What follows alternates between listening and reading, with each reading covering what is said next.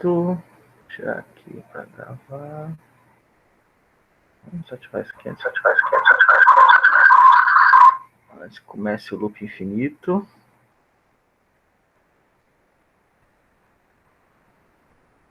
Vou botar agora a tela inteira. Compartilhar. Vou botar.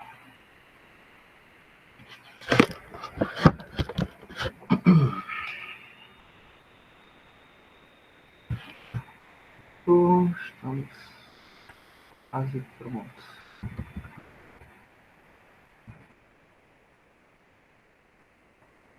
Meu computador não é um dos mais velozes, né? E acaba. Enfim. Demora um pouquinho para começar. Até tento começar antes, mas sempre demora.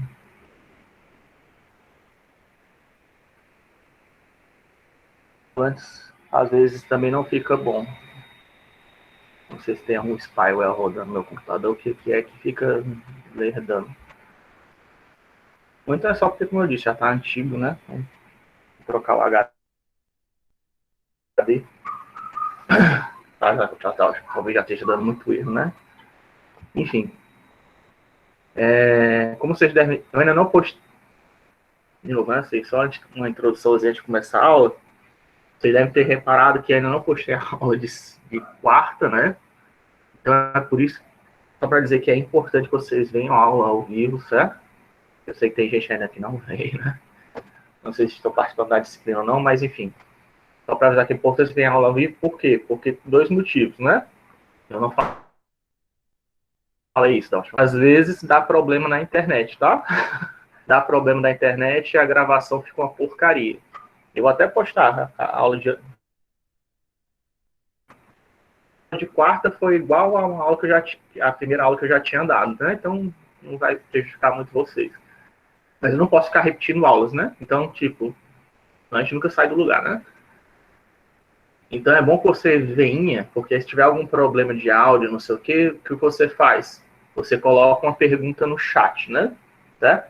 Se você estiver falando, tiver o que você disse, o que é e tal, não estou conseguindo entender, você pode colocar sua pergunta no chat, que aí eu posso responder pelo chat ou tentar falar aqui, né? Ou, no pior caso, né, eu posso depois mandar um e-mail, né, para você responder a pergunta, se eu não conseguir responder nem pelo chat, nem por onde que for, mas resolve, né, a questão dá para resolver. Se vocês estiverem ao vivo comigo, a gente dá um jeito de a gente resolver isso, nossa interação, né? Mas se você não tiver, aí você vai ter que ficar com a aula gravada. Que nem sempre fica. E o que acontece, né? Porque a gravação não é uma obrigação minha, tá? É uma coisa que eu faço extra para ajudar vocês. Então pode acontecer de a gravação ficar ruim, né? Se você ficar, não, eu só vou assistir a aula gravada. A gravação pode ficar ruim. E segundo, já aconteceu o caso de não gravar, tá? O Google estava com problema no dia, né? Sei lá o que foi, o que aconteceu, que o Google não gravou nada. Aí tem, tipo assim, uma aula ou outra que não ficou no limbo, né? Ficou só aula, como se fosse aula presencial mesmo, né? Então não dá para se confiar assim, o professor vai gravar, então não vou assistir. Não dá para fazer isso, tá? É melhor você vir, né? Eu acho que eu tento editar, tento colocar as aulas de novo, até posso adicionar mais vídeos para reforçar um conceito ou outro, se for o caso, mas tente vir, né? Estou dizendo isso é porque também eu mandei um convite para vocês, que eu espero que estou, né? Eu criei lá no Google Calendar, como eu falei, né? Tem agora esse link agora fixo do Meet para a gente. Vou até colocar lá no Magnifier aqui. É a última vez que eu falo sobre isso, viu? Não tem mais como ninguém dizer que não sabia, não viu, né? A última vez que eu falo sobre isso. Certo? É esse link aqui, ó. Certo? É sempre esse link, nunca muda. Eu criei um link só pra gente, né? Você não precisa nem ter e-mail da UES para poder entrar nessa aula. Só que você tem que aceitar o meu convite, né? Se aceitando o meu convite, você vai entrar direto na sala de aula e sempre, ó, com 20 minutos... Cadê? 20 minutos antes, você vai receber um aviso. Olha, a aula já vai começar. Que aí você pode entrar, né? Tem aqui os documentos, ó, os PDFs lá no Google Calendar. Se você entrar, vai estar lá os PDFs, tá? Tem 35 ainda que não aceitaram, né, o convite, por isso que eu estou falando. Aí eu mandei o convite, se você aceitar o convite, não precisa nem mandar mais lá pelo web WhatsApp, tá? Pelo WhatsApp, você já vai receber automaticamente o linkzinho no seu e-mail, é só você clicar que você entra na aula. Sempre 20 minutos antes, no dia da aula, você vai receber lá o link. Mesmo que você entre depois, vai estar lá o e-mail, é só você clicar e você entra na aula. Desde que você aceite, né, o convite. Tem gente que não aceitou, né? E no calendário, se você for olhar, vai ter ali o material da aula, né? Eu também vou colocar no Google Classroom, tá? Mas eu gosto de colocar redundâncias, né? Por isso que eu gravo também a aula. Eu gosto de ter redundâncias em vários cantos. Para você ficar, onde é que tá tal coisa? Ah, tá lá no Calendar, tá lá no YouTube, que eu vou colocar depois. Tem lá no Classroom, né? Tem vários lugares para vocês pegarem.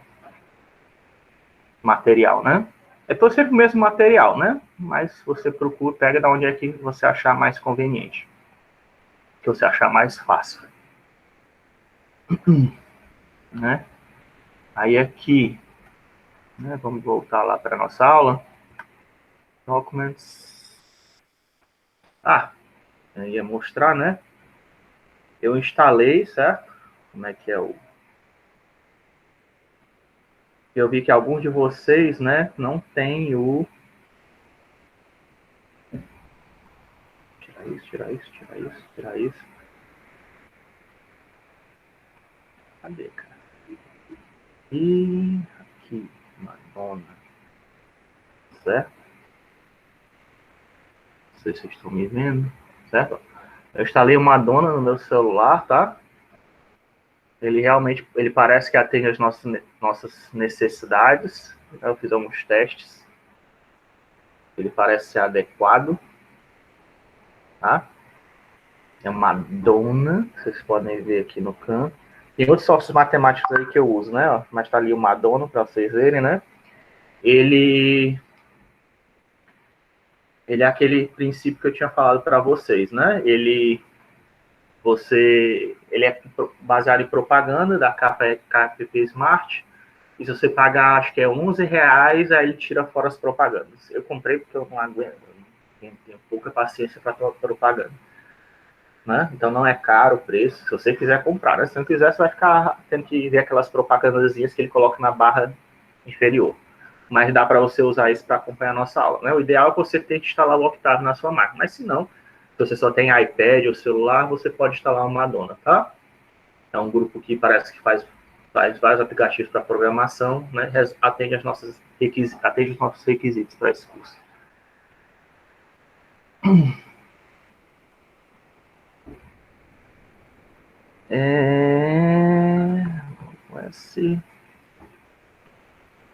Octave, vamos voltar.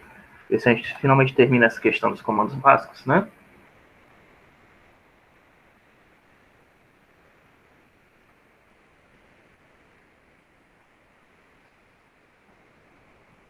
Isso é alguma coisa. Boa tarde. Então, a gente estava vendo aquelas questões dos geradores de matrizes, né? Nós falamos alguns exemplos. Aí, no final da aula, eu estava falando de alguns comandos específicos. Tem vários tipos de matrizes, não sei se já sabem, como a de Hadamard, né? A matriz Pascal, né? Que na verdade é o triângulo de Pascal, mas dá para ser exibido no formato de matriz, né? Pegando um prisma. Tem a matriz de Toeplitz, não sei como é que fala isso, né? Mas essa matriz aqui, ó, que você parece com a identidade, só que você dá a primeira coluna, né? E ele vai dando um shift, ó, nos valores, tá vendo? 1, 2, 3, 4, 5, aí fica, né? 2, 1, como se fosse, na verdade, um shift, né? Isso parece mais um espelhamento, né? Dos valores, né? 1, 2, aí o 2 vai para cima, aí 1, 2, 3, 1, 2, 3, né? 1, 2, 3, 4, 2, 1, 2, 3, 4. Isso aí também é meio que o shift também. Como é que tem um nome para isso? É aritmética modular, parece. Então, você aplica módulo, né? Fica sempre os valores em círculos, né? Quando você faz módulo, você faz tipo módulo de 6, aí no caso, aí você vai de 0 a 5, quando você vai chegar no 6, volta a 0 de novo, fica se repetindo, não é isso? É um tipo de aritmética especial. Toeplitz, né, faz isso. Né? Não sei se estou pronunciando certo não, tá? Não sei como é o nome do cara. Tem também a Hankel, que é outra matriz que eu nem coloquei aqui, mas é que é similar. Tem a matriz de Vandermonde, né, também. Veja aqui como é que eu fiz, né? Isso aqui tá no... Para que serve esse tracinho aqui? Isso aqui é matriz para fazer transposta, tá? Isso aqui é uma matriz linha. Isso aqui seria uma matriz linha. E com essa aspas simples do lado, ele vai virar um vetor coluna, tá? Ponto quer dizer que eu estou fazendo a operação de exponenciação para cada elemento individual do meu vetor coluna, elevando ao quadrado, tá? Isso aqui tudo é uma instrução só, né? Certo? Aí tem três instruções, né? Aí, mas o Vandermonde só recebe um argumento, tá? Isso aqui é porque ele faz, antes de passar o argumento, ele realiza essas três operações. Primeiro, de fazer uma interpolação entre 1 e 5, com unidade 1, né? Então vai ter os vetores, vai ter os números 1, 2, 3, 4, 5. Depois ele vai fazer a transposta, devido a essa aspas simples aí, né? Ele vai colocar no formato de vetor coluna e depois vai levar ao quadrado, né? Se a gente quiser ver aqui, se vocês estiverem com o Octave instalado, vocês podem fazer aí também, né? Vou colocar aqui, executar, né? O que ele fez, né? Ele fez 1, 2, 3, 4, 5, né? Elevado ao quadrado, formato de coluna, né? 1 ao quadrado é 1, 2 ao quadrado é 4, 9, né? 16, 25, né? Essa coluna que ele gerou, que está gerando com esse comando. Aí essa coluna é mandada para a matriz de Vandermonde, para a penúltima, né? Coluna da matriz de Vandermonde, e ele aí eleva aos quadrados. É isso que a matriz de Vandermonde faz, tá?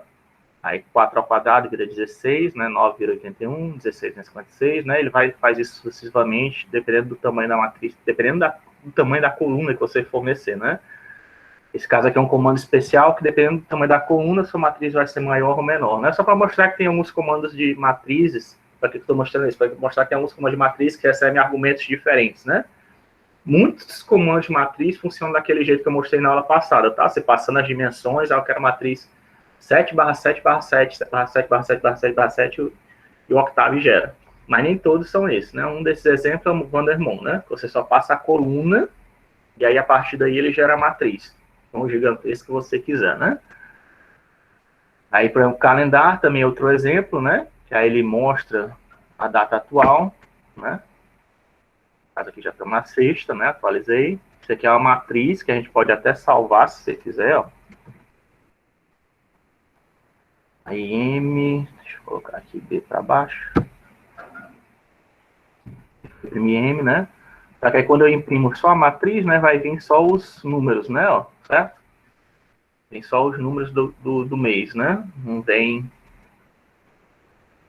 Não vem tão bonitinho, né? No caso. Mas aqui não sei porquê. Não ficou bonitinho, né? Quando você atribui. Chama só calendário, né? Ele mostra esse formatinho bonitinho, né? Mas se você está salvar no formato de matriz, ele vai ficar desse jeito, né? Ele não salva esse negócio de junho, não sei o que, blá blá blá. Aí, operações com matrizes, né? Finalmente, que eu queria mostrar, né? Começar a aula de hoje. Tem várias operações que você pode fazer com matrizes, né? Aqui eu gero uma matriz, isso aqui é chamado de matriz mágica, né? Outro comando. Gera uma matriz mágica 5x5, né? O que é uma matriz mágica? É uma matriz que, se você somar em qualquer dimensão, né, vai ser sempre dar o mesmo valor, tá?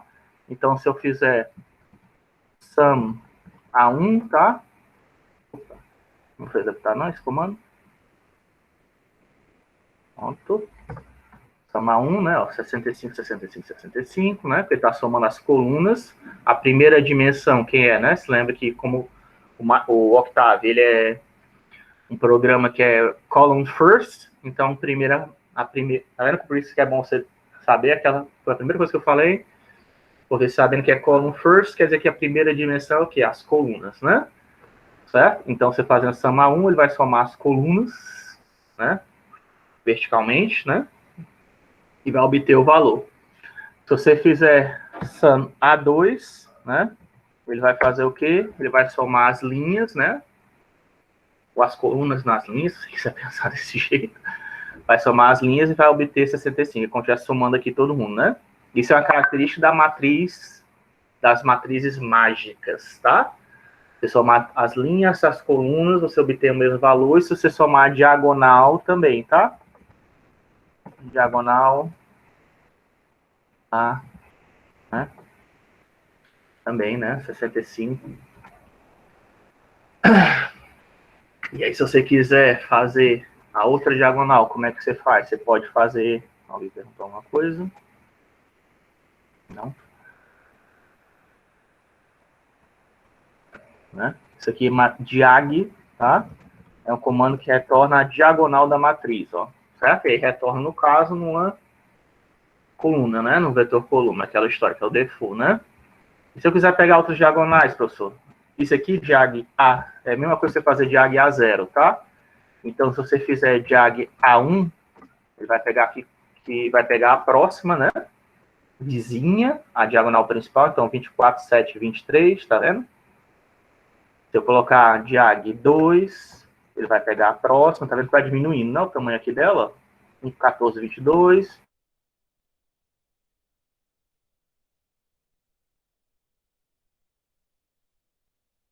Acaba, vai pegar a última diagonal, né? Se eu quiser pegar o outro, professor, o que eu faço? Aí você usa menos 4, né? Vai de 0 a 4, menos 4 tá pegando aqui, ó. 1, menos 3, né? Ó. 10 a 18, né? Menos 2, menos 1, né? Já tá pegando aqui a da outro lado, né? A 26, 6, 19, 2, até chegar no diag 0, né? Tá aí a diagonal principal. Ah, professor, se eu quiser pegar a outra, aí você está pegando um sentido, né? O default, mas se eu quiser pegar no outro sentido, né? O que eu faço? Aí você pode dar um flip, né, na sua matriz. Existe o comando flip da esquerda para a direita, né?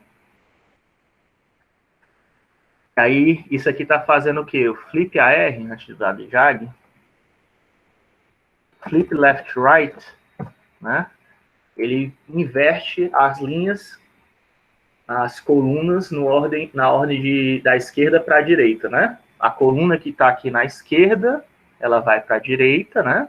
Essa coluna aqui vai vir para cá, e a do meio vai continuar no mesmo lugar, né? Ó, do meio continua no mesmo lugar, essa de 8, 14, 20, 21 foi para cá, ó, certo? E a 15, 16, 22, 3, 9 veio aqui, virou a primeira. E a primeira virou a última, né? Então, a primeira virou a última, a penúltima virou a segunda, né? E a terceira ficou no mesmo lugar. Isso aí vale, né? Para qualquer matriz, tá? Tá trocando aí de novo aquela história do inglês, né? Flip quer dizer, é tipo flip a coin, né? Você jogar uma moeda, você está virando a moeda, né? Flip. Aí L é de esquerda, left, e R é de right, né? Direita. Então tá trocando as colunas da esquerda para a direita, né? Que aí agora você faz nesse sentido, né? Aquela coluna, aquela diagonal que antes estava invertida, né? Agora você trocou de posição, você consegue pegar agora todas as diagonais que antes você não podia, né? Essas diagonais, deixa eu ligar aqui, que talvez não esteja ficando claro.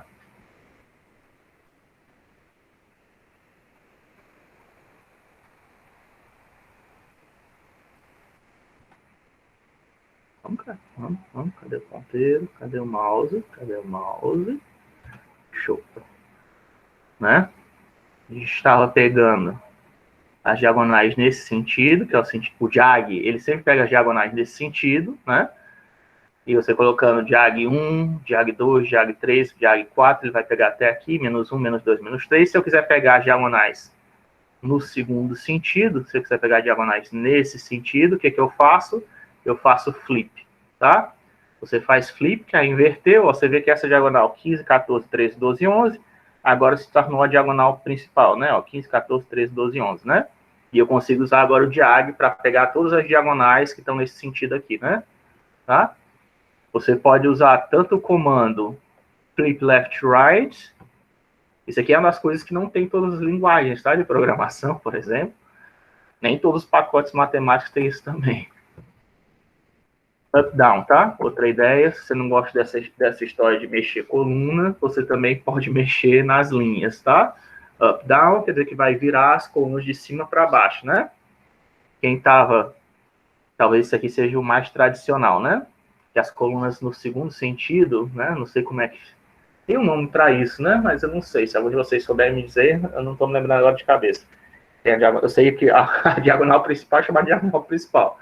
Mas a outra eu estou chamando de diagonal invertida, não sei se o nome correto esse. O método tradicional de você pegar a diagonal invertida é fazendo isso, tá? O flip up down. É secundária. É o quê? A outra é secundária. Secundária. Secundária, obrigado.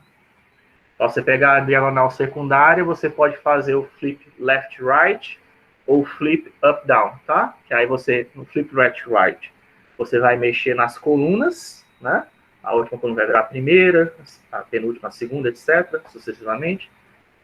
E no flip up down, up quer dizer cima do inglês, down quer dizer baixo, você está trocando as linhas, né? De cima para baixo, quer dizer que a primeira linha vai virar a última linha, a segunda linha vai virar a penúltima linha, né? A linha do meio não vai sair do canto, se tiver uma linha do meio, né? Porque tem que ser uma matriz com quantidade de linhas ímpares para ter uma linha do meio, né? E aí você vai inverter, né? Desse jeito você também trocou a diagonal principal com a diagonal secundária, né?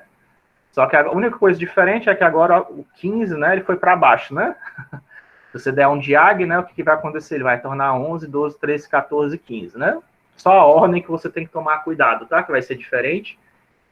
A ordem dos números na diagonal, né? Não é que as diagonais vão vir erradas, não. Mas a ordem dos números na diagonal vai mudar, dependendo se você usar o flip up down, flip up, flip PUD, né? Ou flip LR, né? Tá? Que são os dois comandos. Eu vou deixar até aqui. Talvez seja até bom colocar isso aqui. Não sei se eu adicionei mais lá na frente. Né? Aqui é flip, left, to right, né? Esquerda para a direita e flip up, né? Que é up,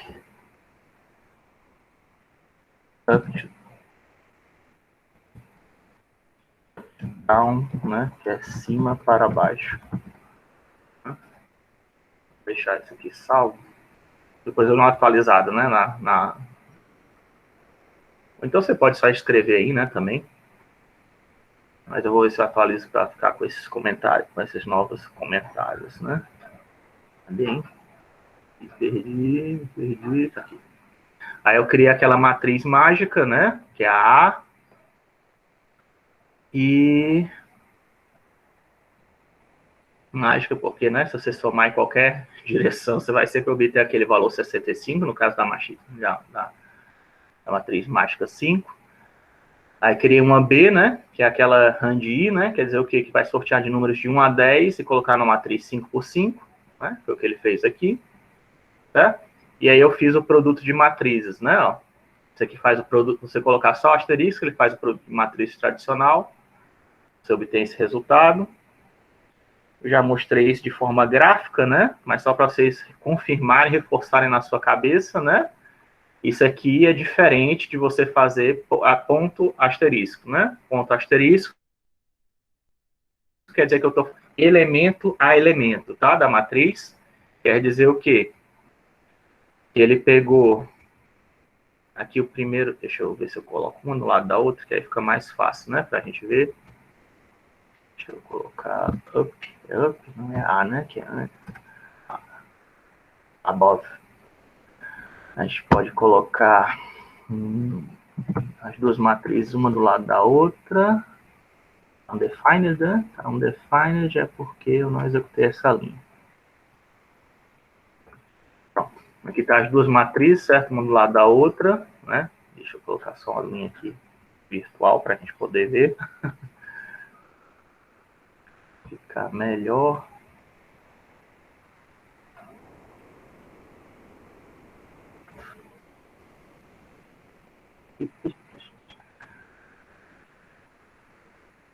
X, 4, 5, pronto. Aqui é a matriz A, né? A matriz mágica, e aqui é a matriz B, sorteando números de 0 a 10, né? Pensei que era de 1 a 10, mas enfim, de 0 a 10 estão os naturais com o 0, corrigido que eu falei da última vez.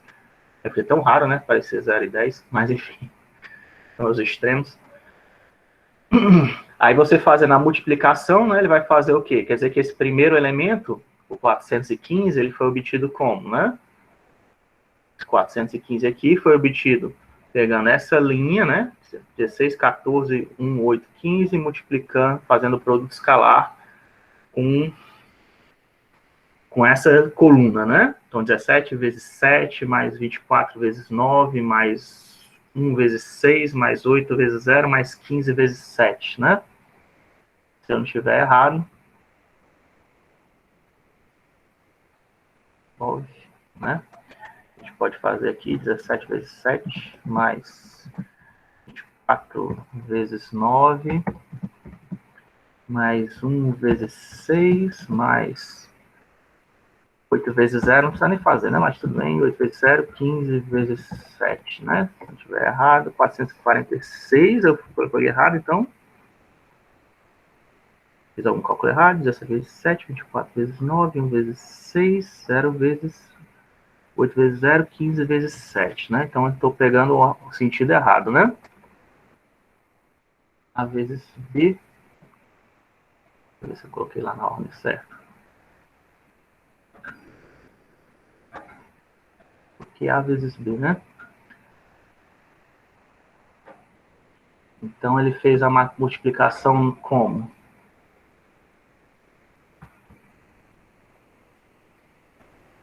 Quer dizer, eu fiz o cálculo errado? Não, quer dizer que ele fez... Porque tem duas maneiras de fazer a multiplicação, né? Ele fez 7 vezes 8, talvez 7. Opa. Vamos fazer mais fácil, né? Também para facilitar a nossa vida. Às vezes, pegar a primeira linha. Opa. A primeira linha. Vezes a primeira coluna, né? Eu fiz o cálculo errado mesmo, né? 526. Agora faz ao contrário.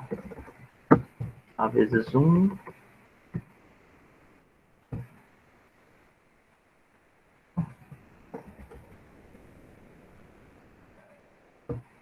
E 503. Olha o que eu tô fazendo de errado aqui, cara. Eu tô fazendo algum cálculo errado aqui.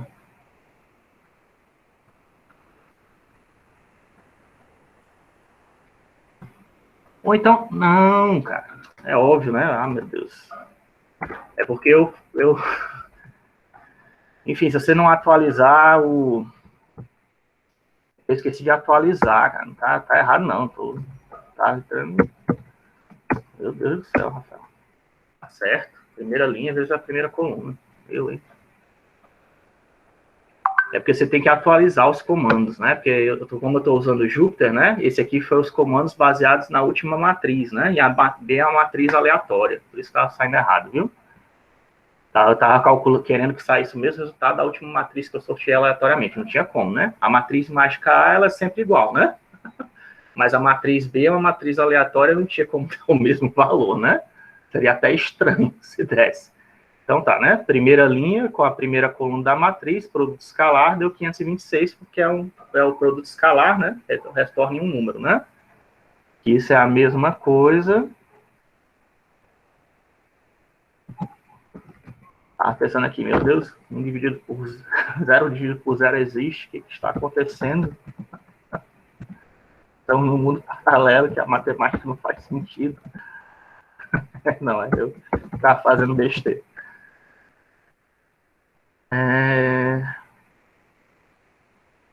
8 vezes 10 mais 15 vezes 7. 526, certo? 16 vezes 7, mais 24 vezes 9, mais 1 vezes 6, tem que ficar na ordem, né? 1 vezes 6, né? 8 vezes 10 e 15 vezes 7. Aqui estava errado também, né? Eu acho que eu passei muito perto e cortei um fora, né? Aqui é um 10, não era um 0. Então é de 1 a 10 mesmo, né? Na hora de ter cortado, acho que eu dei... Olha que azar, né? Na hora de passar a linha, eu passei em cima do 1. É muito azar. Mas, enfim. certo? Esse aqui é o produto escalar, né? Você pode fazer assim, né? Pegando a primeira linha, né? Como é que isso aqui pega? Isso aqui pega a primeira linha, por quê? Porque eu estou dizendo que as colunas, pode pegar todas as colunas, né? Ó, esses 2 pontos, quer dizer que vai pegar todas as colunas pertencentes na primeira linha, e aqui está pegando todas as linhas da primeira coluna, né? Certo? Aí fazendo a multiplicação, 526, né? Que foi isso aqui. Aí eu não vou fazer isso aqui para todas as combinações possíveis de linha e coluna, que demoraria muito, né? Mas isso aqui é o produto de matriz tradicional. E se a gente for ver no C ponto asterisco B, ele fez multiplicação elemento a elemento, né? Nesse caso aqui, quer dizer que ele pegou o elemento A11 vezes o elemento B11, né? E multiplicou, né? Aí eu também tenho que atualizar, né? Antes que dê, para não entrarmos em pânico. Certo? Então deu 119, que é o elemento A1, B11, né? Aí A12 vezes B12, né? 192. Aí aqui elemento A21 vezes elemento B21, né? Certo? Ele fez elemento a elemento nessa multiplicação. Aqui não faz diferença, porque só é um elemento, né? Não dá para fazer o produto escalar do elemento com elemento, não dá para somar nada, né? Não tem nada para se somar. Mas se você quiser ser consistente, né? O correto seria você fazer assim, tá? Para garantir que é a multiplicação mesmo, a multiplicação aritmética, tá? Então aqui é o produto elemento a elemento. E aqui é o produto de matrizes tradicional. Você precisa fazer isso com os operadores, né? De expoente, né? Eu anotei isso aqui. Eu adicionei isso aqui, né? Multiplicação, divisão, que aí isso aqui tem aquele valor de calcula a matriz inversa, né? E o expoente, porque você pegar a mesma matriz e multiplicar pode ser interpretado como pegar a mesma matriz e multiplicar por ela mesma, né? A matriz A ao quadrado seria A vezes A, né? Se você quiser fazer exponenciação elemento a elemento, você teria que colocar o pontinho na frente, né? Então, se lembra dessa história do pontinho, é importante, né? Por exemplo, nesse caso, ó, para eu calcular a matriz inversa de A, certo? Eu calculei, né? A com barra invertida, aí aqui é a matriz identidade, tá? De A. Por que eu coloquei esse size aqui, professor? Para gerar uma matriz identidade do tamanho da matriz A, tá? Então, eu quero calcular a matriz identidade. Esse aqui é um comando que existe, né? Foi inventado pelo Matilhado. E, de certa maneira, quando você faz a inversa, está fazendo como se estivesse fazendo a divisão, quando você passa de um lado para o outro. Normalmente tem aqueles sistemas, né? AX mais B, né? AX. Aquele negócio tradicional que vocês têm, né? AX igual a B para resolução do sistema linear. Isso aqui, né? Você calcular a inversa, né? Você está aqui multiplicando e iria para o outro lado dividindo, né? Aí você divide A por A, daria a identidade, né? E aqui ficaria A dividido por B, né? É um jeito mais fácil de memorizar. Aí esse operador, quem inventou foi o pessoal do MATLAB, né? E aí todo mundo adotou. Seria equivalente a calcular a inversa, tá? Então, fazendo desse jeito, eu quero obter a matriz inversa da matriz A, né? E aí ele calcula, armazena em C, e depois eu posso verificar que dá certo. Ó. Se eu fizer C vezes A, eu vou obter, sem dúvida, a matriz identidade, né? Que é aquela aí, né? Tem 1 na diagonal principal e 0 nas outras colunas. Veja que aparece de vez em quando esse tal de -0, tá? Por quê? Porque a gente está trabalhando com números de ponto flutuantes, né? Aquela história que eu falei. O computador, quando você trabalha com números de ponto flutuante, quer dizer que tem a vírgula, né? Isso aqui é o equivalente à vírgula lá para os americanos.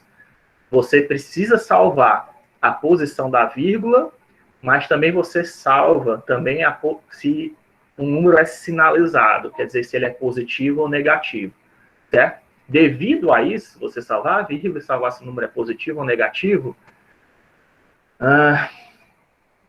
o número de pontos flutuantes tem o valor 0, né? Ó, o 0, e tem o valor -0, certo? Que são iguais, tá? Eles têm o mesmo valor semântico, não muda nada. Mas existe, né? certo? 0 e o menos 0. Né? Não está errado, não vai causar nenhum problema no seu programa, mas é bom você saber que você pode surgir isso, e por que existe isso, quando aparecer, você já sabe. Qualquer linguagem de programação vai acontecer isso, que é porque o computador ele salva o sinal e salva a posição da vírgula, né? Então, como ele salva o sinal, vai acontecer de existir o 0 e de existir o menos 0, apesar de matematicamente eles serem o mesmo símbolo, né? Existe até uma discussão, né, povo, que discute se o 0 é positivo ou negativo. Na computação não existe isso, o pessoal colocou os dois. Positivo, 0 é positivo e negativo. Contradição aí, né? São duas representações para o mesmo número, né? Acho que é o único número que tem duas representações possíveis. Salvo ledo engano, acho que é o único número que tem a mesma representação. E nem sempre dá 0, tá? Muitos cálculos, dependendo de como você calcular a inversa, você vai ver, dependendo da inversa, dependendo do que você está calculando, você vai ver que vai obter um número muito pequeno, tá? Vai ser tipo, vai dar um número gigantesco, mais comum, né? Acontecer, não sei se ali em cima tem, né? Na inversa, acho que não teve nenhum 0 não, né? Teve não. Pronto. Mas pode acontecer de você ver um negócio desse jeito assim, um número gigantesco, só que aí quando você vai ver aqui o coeficiente, tá um negócio desse jeito aqui, ó. Né? Quer dizer que esse número aqui é 4, só que é 10 a menos 16, né? Que é aquela precisão máxima do computador, né? Que é de 15, 16 dígitos. Então quer dizer que isso aqui é para o computador devido a praticamente 0, tá? Tem um sujeirinha lá de nada, mas esse sujeirinha pode ser proveniente até de erro, tá? É muito comum isso, principalmente quando você trabalha com esses números de double, tá? Aparecer essa sujeirinha, que é tipo um número muito pequeno, que você pode considerar com certeza que é 0. Ah, professor, mas eu quero o cálculo preciso, né? Se você quer o cálculo preciso para ter certeza que é 0 mesmo, o que eu faço? Aí a gente vai ver lá aquele pacote simbólico, tá? Depois que a gente vê os comandos básicos, vamos ver primeiro manipulação de arquivos, depois vamos ver lá como mexe no pacote simbólico, tá? Aí no pacote simbólico ele te dá o valor exato, certo? Mas se você tiver mas é bom você saber, se você estiver usando double, single ou complexos, tá? Que também tem o tipo complexo, tá? O tipo complexo que eu não falei, mas é se você fizer tipo, por exemplo, 1 mais 2J, né? Você cria um tipo complexo, tá? No MATLAB. Ou no MATLAB, não, no Octave, né? E aí a gente pode dar um RUS aqui.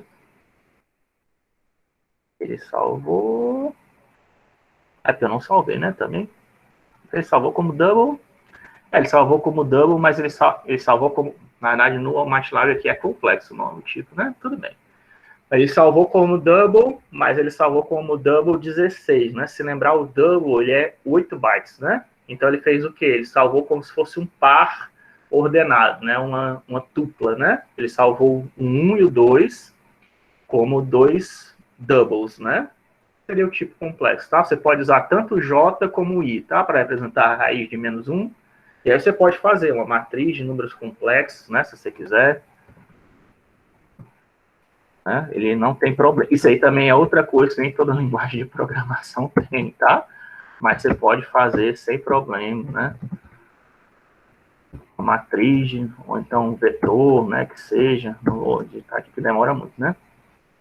Posso fazer uma matriz de números complexos, mas, né? Você pode gerar, né? Você também pode colocar aqui, talvez, 5, né? Certo? Só para mostrar, né, o que acontece. Ele sempre, o I, né, é o default, mas eu posso usar tanto I como o J, tá? Para representar os números complexos. Eu acho que até o K também pode usar, talvez, né? Não tenho certeza. Deixa eu testar logo aqui o K. Não, o K ele não deixa, é só o IJ mesmo. Né? Que seria o IJK, seria as 3 dimensões complexas, né? Se ele tivesse, mas ele pega pelo menos 2 dimensões complexas, né? IJ, você pode usar para fazer isso. Aí, se você tiver as 2 dimensões, ele vai colocar os 2 valores, né? Se você tiver só uma, né? A parte real vai ser 0. E se tiver só a parte real e não tiver a parte imaginária, ele vai colocar 0i, né? E aí você pode fazer uma matriz complexa, fazer todas as operações que a gente acabou de ver, também funciona, tá? Pegar diagonal, inverter colunas, fazer multiplicação elemento a elemento, né? Isso aí já é uma coisa que todo linguagem também tem. Ou se tem, você tem que carregar um tipo específico para trabalhar com aquilo, né? Tem que usar um comando de multiplicação especial para fazer multiplicação de complexo. Aqui não é o caso, né? A gente não tem esse caso quando você está trabalhando com octave. Aí outro jeito, né? Eu não mostrei aqui, mas se você acha esse negócio de barra e ofende, né? Você não gostou, também existe esse comando aqui, tá? Inv. Se você colocar inv entre parênteses a matriz que você quer fazer calcular a inversa, ele vai calcular a inversa, tá? Não tem problema. Eu sei que esse aqui parece meio complicado, né? Mas é porque esse aqui eu fiz um jeito não tradicional de fazer. Porque esse aqui normalmente é para usado para resolução de sistemas lineares, né? Desse tipo aqui que eu acabei de mostrar para vocês, né? Porque esse aqui fica bem bonitinho no seu código, pequeno, né? E tal, do que você calcular a inversa para multiplicar por b e ficar feio, né? Mas se você não gostar de usar esse negócio de divisão para calcular a inversa, você pode usar esse comando inv, né? Pelo menos isso é parecido, né? Que aí em inglês é inverse, né? Inverse, inversa, para a gente... Tem algumas palavras, né, do inglês que são parecidas com o latim, né? Na verdade, não é coincidência, né? Porque a língua oficial antes do inglês era o francês, né? E francês é baseado no latim. Então, algumas palavras, né, que os americanos usam que lembram as palavras em português, né? Lembram, né? Mas não são todas, né? A base da língua deles não é o latim, né? Mas tem algumas palavras do latim que eles incorporaram, porque a linguagem oficial antes do inglês era o francês, né? Nesse caso aqui, o inverse é uma delas, né? Então, graças a Deus, você não precisa decorar. Se você quiser decorar, é só o inv, né? Você não precisa nem decorar, né? Ou então você dá lá o look for, né? Inv, inverse, que você vai achar esse inv aí. O que eu ia falar? Também tem um comando para calcular a pseudo-inversa, tá? Que é pinv, né? Pseudo-inversa. Que é aquelas que não são matrizes quadradas, né? Porque inversa só existe matriz quadrada. Se você quiser calcular de matriz não quadrada, você pode, aqui de 4, uma matriz 4/3, você pode usar esse comando pinv, tá? Que ele vai calcular para você quem é a matriz pseudo-inversa. Outra operação bastante utilizada é você fazer um reshape, né? Tá? Você pega os dados da internet, às vezes ele vem no formato de linha, né? Você pega uma coluna lá do Excel, de algum programa, tem lá uma coluna zona que você quer exibir no formato de matriz, né? Diz comando reshape, tá? Reshape, ele vai fazer o quê? Reshape em inglês quer dizer... Shape quer dizer formato, reshape quer dizer que vai mudar o formato da matriz, tá? Desde que você não mude a quantidade de elementos, certo? Tem que ter a mesma quantidade de elementos, né? Por exemplo, aqui vai criar uma matriz linha de 1 a 25, então tem 25 valores, e eu vou transformar isso numa matriz 5 por 5, né? Certo? Aí ele fez de 1, veja aquela história, né? Ó, coluna primeiro, 1, 2, 3, 4, 5, 6, 7, 8, 9, 10, né? Ó, certo? Ele reorganizou no formato de matriz, né? Essa linha. Você podia também usar outros valores, né? Bem que 25 é um exemplo ruim, porque só a exponenciação dele é 5 ao quadrado, né? Tinha que ser o quê, talvez? 1 a 12, né? 1 a 12, se você quiser, você pode fazer uma matriz 3 a 4, né? Ó. Pode fazer uma matriz 4 a 3 também, né? Dar um recheio para 4 a 3. Né? 4 linhas, 3 colunas. Você também pode fazer, de repente, 6/2, né? Tá? Opa. 6/2, 6 linhas, 2 colunas, ok? Então você coloca qualquer valor, você pode dar o recheio para qualquer dimensão que você quiser, desde que seja consistente, né? A gente pode fazer até 2, 2, 3, né? Se não me engano. Pronto. Tá? 2, 2, 3, já cria uma matriz de 3 dimensões, né? Ó. E na ordem, né, de colunas, 1, 2, 3, 4, 5, 6, 7, 8, 9, 10, ele vai se embora, né? 9, 10, 11, 12, né? Tá? Então, desde que as dimensões que você está usando sejam consistentes, né? Seja uma decomposição fatorial da quantidade de números que você está usando, você consegue gerar uma matriz, né? Com o comando reshape. Alguém falou alguma coisa? Nos comentários? Não? Ok.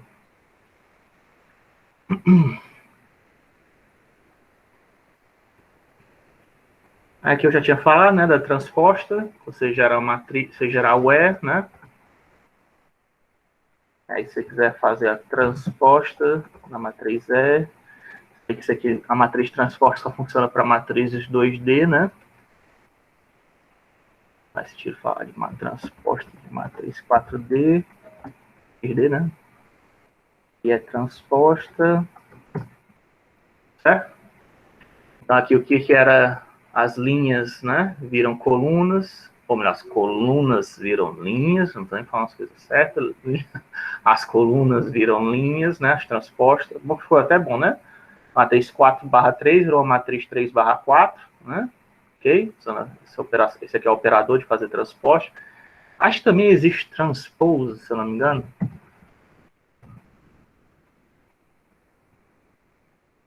Também existe o comando transpose, tá? Transpose é transposta em inglês, né? Se você não gostar de usar, não quiser usar, vou colocar aqui transpose, é a mesma coisa, né? Valente aqui. Mas o mais comum que você usar foi um código em Octave com um código MATLAB, você vai ver esse negocinho aqui, tem que prestar atenção, tá? Que aí quer dizer que ele está fazendo transposta, essa aspas simples, né? Quando aparece do lado de uma letra, quer dizer que você está fazendo de uma variável, você está fazendo uma transposta, né? Aí aqui eu já falei diagonal, né? Sendo que aí aqui eu fiz uma coisa, eu fiz a concatenização, né? Se você quiser pegar, extrair elementos de uma matriz para formar uma nova matriz, certo? Lembra que o comando diagonal ele retorna por default uma coluna, né? Olha que a importância daquela base, está bem fixa na cabeça de vocês, né? Quer dizer que vírgula separa colunas, né? Então, tipo, eu coloquei aqui um comando, ó, diag E-1 vai pegar aquela diagonal vizinha embaixo da diagonal principal, né? E diag E1 vai pegar a diagonal acima da diagonal principal, só que vai vir só 4 elementos, né? Se for uma matriz 5x5, né? Vai vir a diagonal principal, se for uma matriz 10x10, vai ter 10 elementos na diagonal principal e as vizinhas vão ter o quê? 9 elementos, né? Então, para eu poder fazer uma matriz usando essas diagonais, eu tenho que adicionar um 0, né? Para preencher a matriz por completo. Então, eu coloco o quê? Ponto e vírgula 0, que eu estou adicionando um 0 nessa coluna aqui, formada por essa diagonal. Aí coloco em colchetes, tá? Isso vai gerar uma matriz coluna, né? Vírgula, diag E, que já vai gerar uma matriz coluna também. Vírgula, do mesmo jeito agora diag é 1 com 0, vírgula, né? Isso vai gerar uma matriz, então, 3 barra, no caso aqui, 3/5, né? Ou 5/3, na verdade. Se bem que o que a gente fez aqui é porque, no caso aqui, a nossa matriz aqui não é quadrada, né? Mas não dá para... Eu tinha feito baseado em outro exemplo, né? Aquele do... Vamos voltar aqui. Só para ficar consciente. Ou então podia ser também, né? 4/4, para não ficar... Ah, o professor voltou exatamente para o mesmo cara. 4/4, transposta, né? Vai ficar por diagonal 4/3, no caso, né? E aí ele formou a matriz, né? Ó, com a diagonal principal e as duas diagonais vizinhas, né? Ó, como colunas, certo? Sendo que um zerozinho adicionado, né? Para fazer uma matriz específica, né? Você pode extrair elementos da matriz, ou linhas, ou colunas, para fazer novos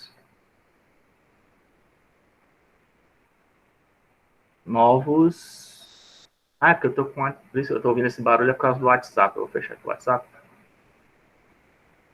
Eu pensando que era vocês colocando mensagem.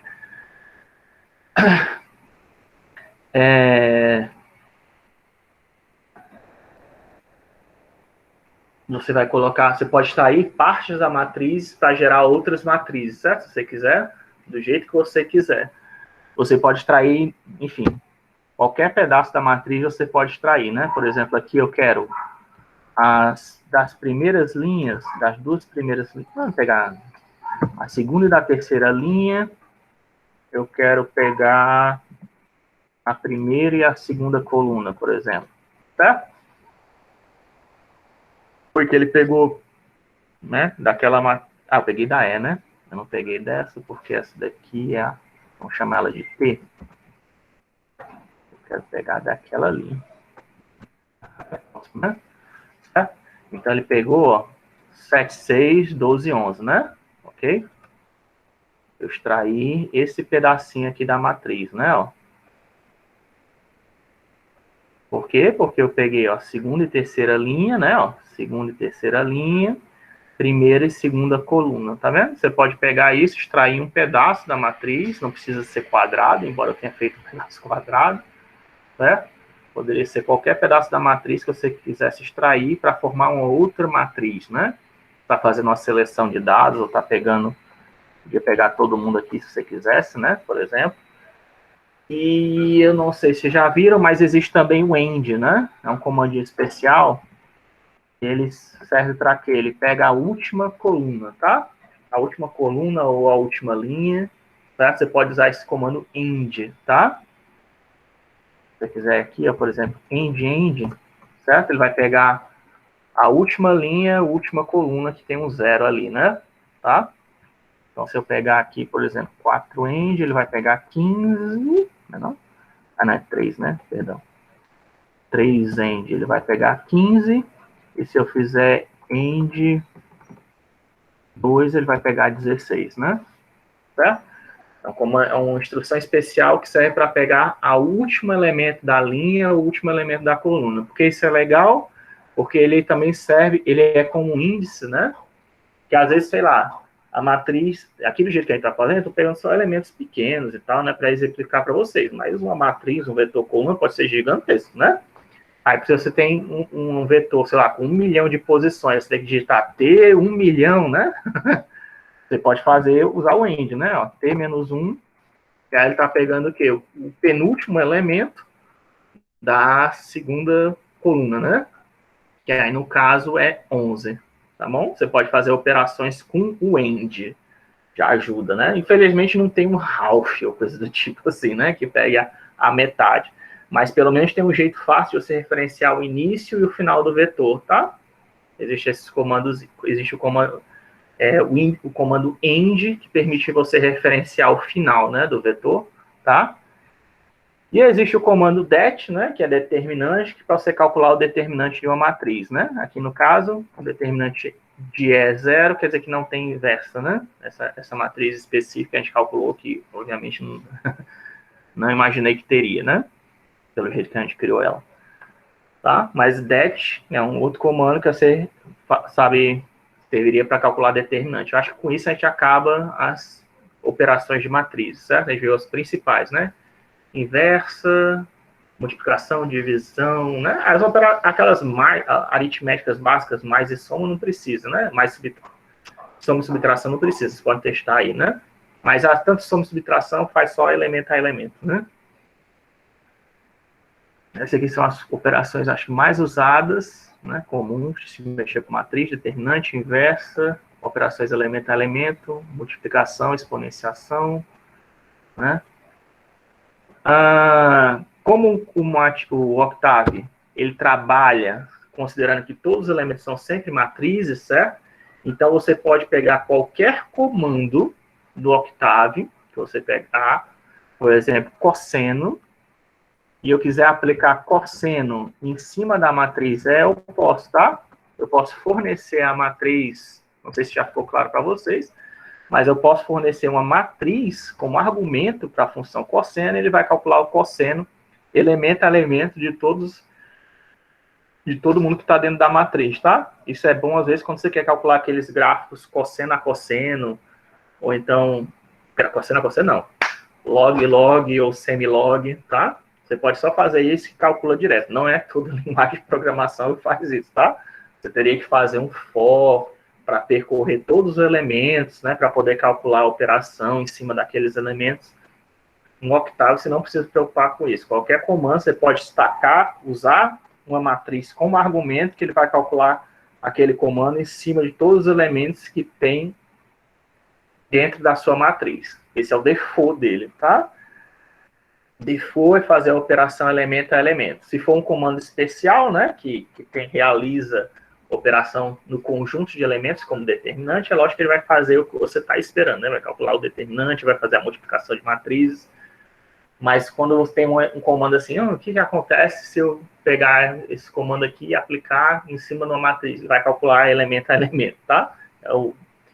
É o default, né? Se não existe uma maneira tradicional de calcular, executar um comando qualquer em cima de uma matriz, ele vai aplicar elemento a elemento, tá? Estou dizendo isso para dizer que não é... Você pode até usar for, né? Não está errado, mas você usa, é raro, né? Você precisar usar um for, não é tão frequente assim. Porque muitas coisas você consegue resolver sem... Eu até usei, por exemplo, aqui um exemplo, para mostrar para vocês usando for, sem precisar, tá? Não precisava fazer isso, né? Esse aqui eu peguei a matriz B, só para mostrar logo, né? Que isso aqui não precisava fazer. Se eu fizesse B menor que 5, né? Deixa eu colocar logo B, vírgula B menor que 5. Né?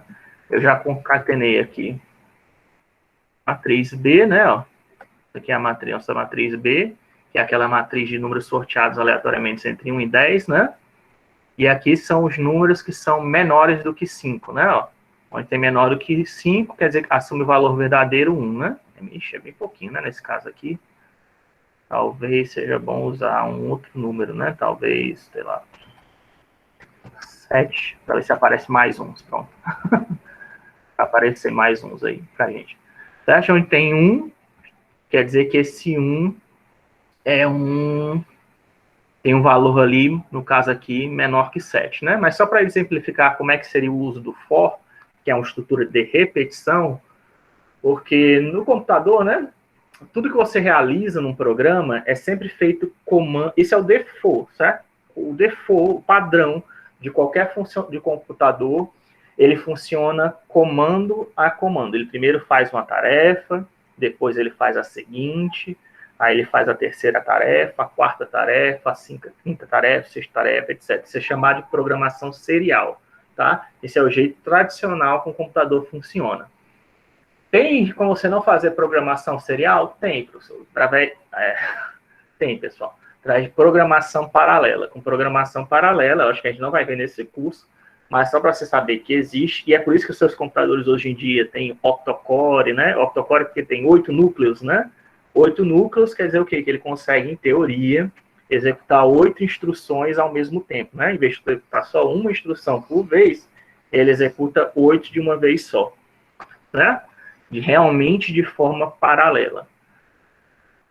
Senão, ele está fazendo de forma sequencial. Ah, professor, mas o meu computador ele só tem um single core e eu consigo fazer várias coisas ao mesmo tempo. Por quê?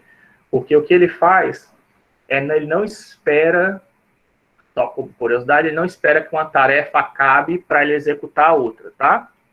O computador, o que ele faz? Ele divide o tempo de execução entre as tarefas. Então, a primeira tarefa tem 10 segundos para ser executada. Estou estimando aqui um tempo, tá? Tem 10 segundos para ser executada, a segunda tarefa tem 10 segundos, a terceira tarefa tem 10 segundos, e ele fica alternando isso rapidamente. Aí dá a ilusão, né? Isso aí foi o jeito que eles encontraram na princípio da computação, para fazer que dê a ilusão que seu computador é multitarefa, mas na verdade ele não está. Ele está dividindo o tempo entre as tarefas que você está executando, né? Para dar a impressão que ele é multitarefa. Só com os computadores multicores, que são recentes, é que surgiu essa possibilidade de fazer programação paralela. E ainda assim, né, não é difícil, tá? Fazer programação paralela, não é todo mundo que domina, não é todo mundo que sabe fazer, tem gente que faz errado. Mesmo em empresas profissionais, tá? Não é questão, que é o professor, não. Se fosse Microsoft, se fosse Google, mesmo assim, não é algo recente na computação que as pessoas ainda não dominam, porque é até difícil de você debugar, de você encontrar erros, né? Tem duas tarefas correndo ao mesmo tempo, saber qual foi que deu erro, se as duas estavam executadas da mesma maneira. É até difícil você poder encontrar erro na execução desse tipo. Também tem a execução assíncrona, que é usada em redes, enfim. Tem outros métodos. Mas o jeito tradicional, que é usado aqui no Octave, A não ser que você instale aquele pacote lá de programação paralela, tá? É executar serial. Eu até recomendo que você instale o programação paralela, pelo menos no MATLAB ele faz isso automaticamente para você, tá?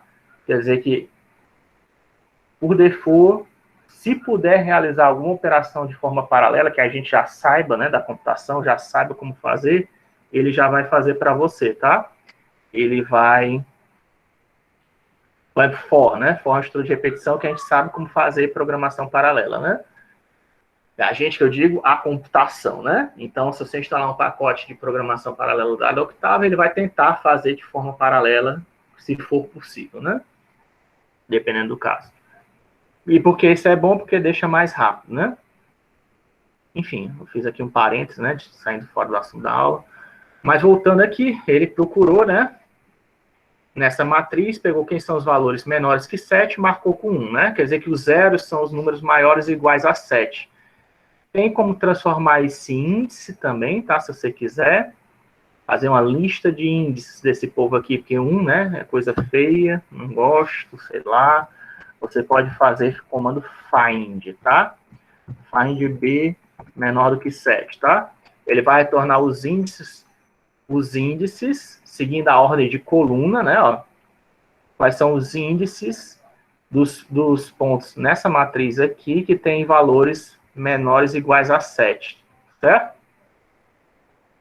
Quer dizer que é a posição 3, ó, 4, 5, 6, 7, né? Ó, aí 8, 9, 10, 11, 12, 13, 14, 15, né? Certo?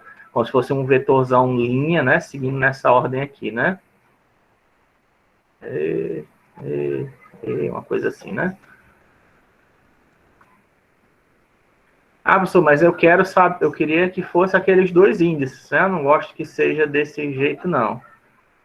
E aqui é só um índice, né, que você está usando. Como é que eu faço dois índices? Aí você coloca find, quer dizer encontrar, tá? Em inglês. Você pode usar dois caras aqui. E aí ele pega, ó. Ele vai fazer dois vetores, o A e o B. Que aí tem você pegando o primeiro elemento de A e o primeiro elemento de B, né? Vai te dar a posição do primeiro cara, que é menor ou igual a 7. No caso aqui, 3, 1. Aí depois o elemento 2, 2, depois o elemento 3, 2, tá? Será que dá para colocar dois comandos? Será que aceita eu fazer assim? Que aí ficaria pronto, que aí fica melhor, né? Pra gente ver, certo? Assim fica mais fácil de visualizar. Certo? Ó, posição 3, 1, ó, terceira linha, primeira coluna. Posição 2, 2, né? Ó, segunda linha, segunda coluna, posição 3, 2, terceira linha, segunda coluna, depois posição 5, 2, quinta linha, segunda coluna, certo? Alguns usos aí interessantes, né? O find é outra operação de matriz, né? Enfim, só estou mostrando isso que dá aqui para mostrar que dá para fazer isso de outras maneiras, né? Sem usar for, né? Você não precisa. A princípio, você não. É difícil, como eu disse, é difícil você querer usar um for, um estudo de repetição. Mas o estudo de repetição ela serve para você repetir comandos no computador. São as duas operações principais que você faz numa linguagem, né? As duas operações principais que você faz numa linguagem, quais são? É a estrutura de repetição e a estrutura de controle, tá? A repetição e controle. O que é repetição? Repetição é porque você tem uma tarefa que você quer executar 1 milhão de vezes, né? Só que aí já pensou, na linguagem, na programação serial, eu tenho que repetir o mesmo comando, escrever lá no meu código-fonte, no meu texto, 1 milhão de vezes o mesmo comando? Ninguém vai querer fazer isso, né? Então, para facilitar, se tem um comando que eu quero repetir 1 milhão de vezes, eu coloco no estrutura de repetição, que eu posso repetir aquele comando 1 milhão de vezes, escrevendo 3 linhas, né? Ou 4 linhas, 5 linhas, dependendo da linguagem, mas você não precisa escrever 1 milhão de vezes o mesmo comando, né? E a estrutura de controle, né? Que aí é o princípio, acho que é mais importante aqui, é de repetição, que ela permite você criar uma árvore de decisão, tá? Que dependendo do que acontece no programa, eu não quero que ele sempre realize a mesma tarefa. Se fosse um programa serial, se você não tiver um controle, não tiver alguma forma de ter um controle nesse programa, sempre vai executar aquela mesma sequência de passos, né? certo? Como se sempre estivesse fazendo um bolo, ou sempre estivesse consertando o carro. Nem sempre eu quero fazer a mesma tarefa, né? Dependendo do que está acontecendo, eu posso querer divergir para realizar outras tarefas. Quem é que faz isso é o if, né? O se, que é uma estrutura de controle, que você pode desviar o seu programa numa árvore de decisão, né? Para fazer outras coisas, né? Se hoje eu estou cansado, eu não vou escovar os dentes, né? Coisa nojenta. Mas, enfim, só para dar um exemplo. Se hoje eu estou cansado, eu não vou escovar os dentes e vou logo tomar o café da manhã. Se eu estou bem, eu escovo os dentes e depois tomo café da manhã. Certo? Esse tipo de decisão, você só consegue tomar usando um se, né? Usando um comando de controle. Tá? Então, essas são as duas. Isso existe até hoje, não muda. Certo? São as duas principais operações que você faz em qualquer linguagem. É repetição e controle. Sendo que no caso repetição, no Octave é difícil você usar, porque todo comando já atua em cima de todos os elementos da matriz, por default. Até o menor, né? No caso aqui, um símbolo de menor, se fazer B menor do que 7, ele já tacou a operação menor do que, já distribuiu a operação menor do que 7 em cima de todo mundo, né? Então, veja, eu estou falando tudo isso só para dizer que esse aqui é um exemplo didático, tá? Não precisava fazer desse jeito, mas eu fiz desse jeito, tá? Eu não sei nem se a gente mexeu nas matrizes, né? Não sei nem se D é uma matriz 5/5 ainda. Size D é 5/5, a B é uma matriz 5/5, tá tudo bem no reino, né? Então, pronto. Aí eu faço o quê? Um for i, né? A primeira variável, que vai variar de 1 a 5, né? Eu espero que você já saiba isso aqui, esses 2 pontos, ele quer dizer interpolação, né? Quer dizer que vai gerar valores entre 1 e 5, avançando de uma unidade sempre. E se eu quiser que avance de outras unidades, professor, você pode? Pode, tá? Só que você colocar outro 2 pontos, e você dizer aqui no meio que eu quero variar, né, de 1 a 5, mas com passo de 0 a 1, ou então 0,001, né? Cuidado que isso vai ficar cada vez mais lento, seu computador, né? Mas aí você pode fazer em passos tão pequenos quanto você quiser. Na verdade, o ideal é você usar, né? Se você quiser fazer um negócio desse tipo, é fazer assim, tá? E aí que é 1 é 10 a menos 4, né? Fica mais curto, né? De colocar uma opção de zeros, né? Mas, enfim, nesse caso aqui, como são elementos, os índices de uma matriz são sempre naturais, né? Diferente de zero, porque se lembra que o índice em octave começa a partir do 1, né? Então, eu só preciso variar de 1 a 5, que é o default da interpolação, né? Que é os 2 pontos fazendo a interpolação default do 2 pontos é de unidades, né? Certo? De unidades de incremento, quer dizer que soma mais 1 ou subtrai menos 1, né? Também poderia fazer. Bem que você teria que colocar, né? Nesse caso aqui, eu acho que se for menor, você tem que colocar. For negativo, né? Você pode fazer também negativo, tá? 5 menos 1 a 1, né? Também dá certo assim.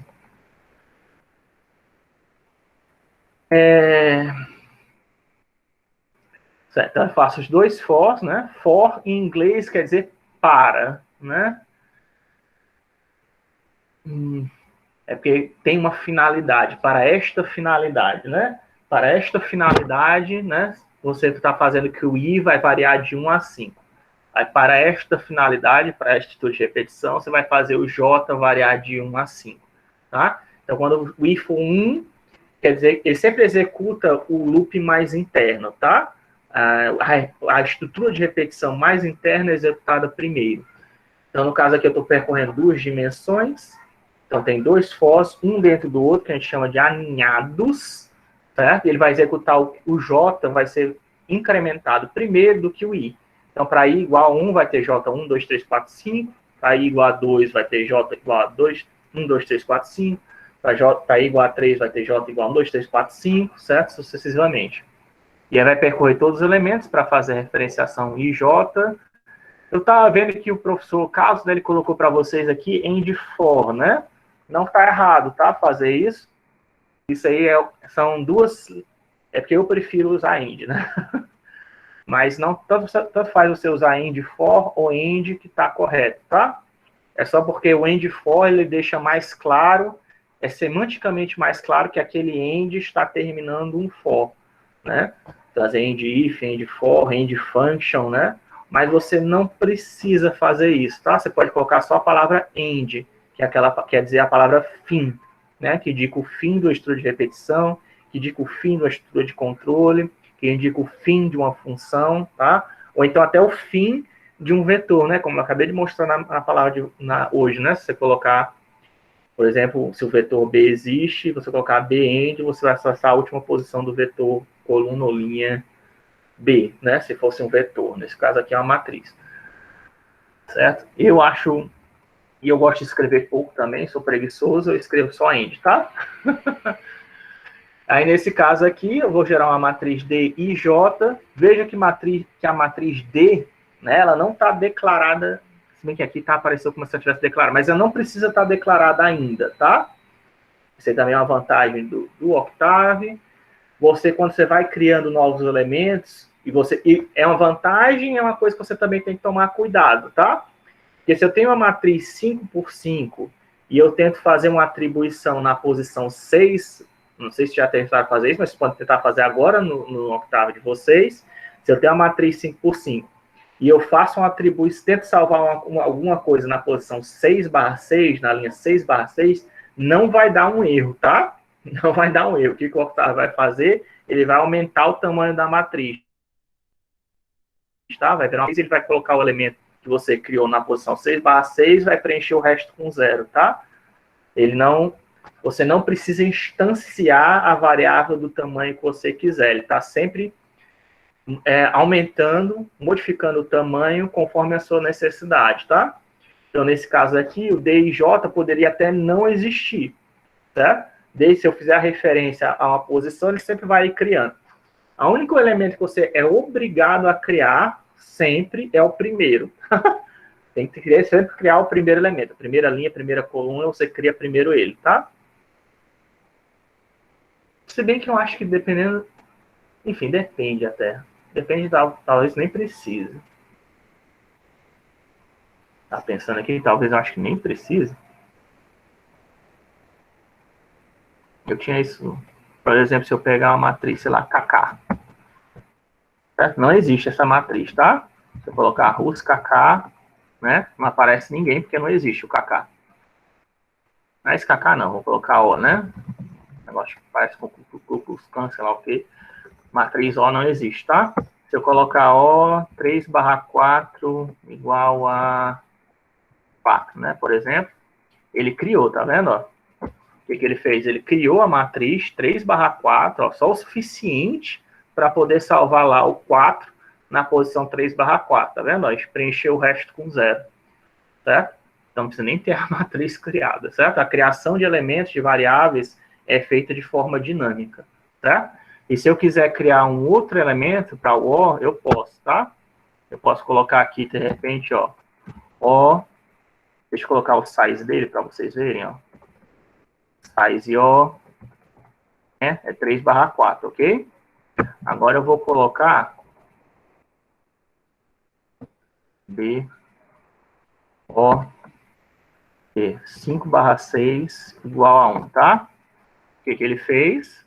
Ele aumentou de novo, agora o tamanho da minha matriz, ó, salvou na posição correspondente, preencheu tudo com 0. Tá vendo como é fácil criar uma matriz esparsa, né?